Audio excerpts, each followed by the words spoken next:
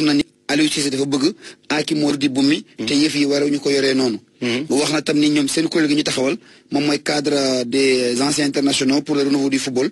dañoo am seen candidat. dañu ko xam ne dañ ko samp mu doon seen mbër. ci élection falum président bi ci weeru août bi di ñëw. falum président fédération. waaw mais ñoom waxaguñu kan mooy seen candidat. ah kon ñoom coow li dañoo am seen candidat bopp. dañoo am seen candidat cadre bi am nañu koo xam ne dañoo bëgg mu nekk seen candidat. mais ñoom waxaguñu kan la. xam nga Augustin Senghor moom nee na dafay samp ndëgam pour am 3e mandat. kii nekk fële xale bi nekk boori waalo. luy la mot. dëkk ko ni ko doo fi amee ñetteeli mandat. Mbaye Diouf Dia fàqe ca làng nga jógee Mbour. samp ndëndam ni moom itam yëf yi kenn gënu ko ca yey bëgg na nekk président fédération. ñi ngi lam-lam ni jaraaf ñi ngi ngemb Cheikh Tidiane Seck. seen président pour mu ñëw bokk ci yëf yi. waaye ñoom itam am nañ seen candidat. cadre bi am nañ seen candidat. looloo waral ab interview bii mu def ci Génékaay bi di stade. ne je suis le patron du football sénégalais. parce que booy xool seen démarche. mais El Hadj man dama lay laaj yow. El Hadj Diouf nu mu nekkee le patron du football sénégalais. sur un plan footballistique.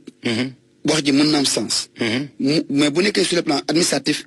c'est mën nañu ko jàppee ay kaddu na sax a xandang. lu erroné. mais su nekkee sur un plan sportif. il peut dire qu'il est le patron du football sénégalais parce que c'est le footballeur le plus titré du Sénégal. D'accord. Il est le seul à avoir gagné 2 fois le Ballon d'Or africain qui se trouve être une récompense continentale. Toutes les autres équipes, tous les autres footballeurs ont gagné des choses yoo xam ni ça n'arrive pas à ce niveau-là. Sur ce plan-là loolu mën na nekk. Mais sur cadre yu ni ak si cadre interview bi il parle de l'administration et de la gestion du football. Donc pour mu nekk le patron du football il faudrait que d'abord ñoom ñu am candidat. ñu xeex ba nekk président fédéral. ba pare li ñuy ŋàññee ñii fi ne. ñoom ñu fexe ba loolu ñu leen koy gërëmee.